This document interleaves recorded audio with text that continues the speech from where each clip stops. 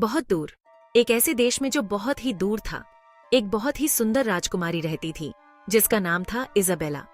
वो एक बहुत बड़े कासल में रहती थी जहाँ चारों तरफ हरे भरे गार्डन्स और फाउंटेन्स थे, लेकिन उसका दिल बिल्कुल खाली था। उसे ट्रू लव की तलाश थी, एक ऐसा प्यार जो हर मुश्किल को पार कर सके। एक दिन जब वो इंचांटेड फॉरेस्ट में टहल रही थी तो उसकी मुलाकात लूकस नाम के एक सीधे साधे शेफर्ड से हुई।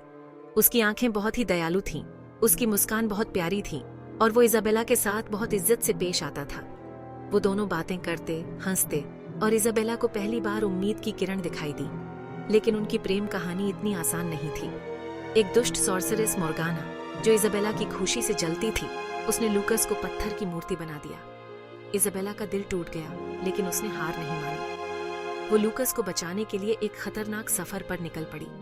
उसने ड्रैगन से लड़ाई की, ऊंचे ऊंचे पहाड़ों को पार किया और पुराने रहस्यों को सुलझाया, सब कुछ अपने प्यारे लूकस के लिए। आखिरकार महीनों की खोज के बाद उसे वो जादुई क्रिस्टल मिल ही गया जो एक गुफा में छिपा था और एक भयानक ग्रिफिन उसकी रक्षा कर रहा था। इजाबेला ने अपनी चतुराई से ग्रिफिन को चकमा दिया, क्रिस्टल ले लिया और दौड़ती हुई लूकस के पास वापस आ गई। कांपते हाथों से उसने क्रिस्टल को लूकस की छाती पर रखा और जैसे ही सूरज की पहली किरण मूर्ति पर पड़ी, लूकस मोर्गाना के जादू से मुक्त हो गया। उनकी ये मुलाकात बहुत कहुशी वाली थी, लेकिन उनकी प्रेम कहानी यहीं खत्म नहीं हुई। इजाबेला के पिता जो राजा थे, उन्हें अभी भी यकीन नहीं था कि एक साधारण शेफर्ड उनकी बेटी के लायक है। लूकस ने अपनी बहादुरी से दुश्मनों से राज्य की रक्षा की और राजा का दिल जीत लिया।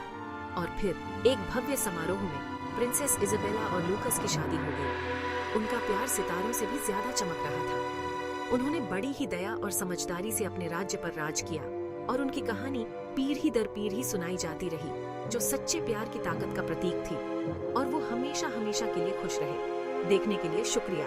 अगर आपको ये कहानी पसंद आई तो लाइक, सब्सक्राइब और बेल आइकॉन दबाना ना भूलें। ऐसी ही और कहानियों के लिए मिलते हैं अगले एडवेंचर में।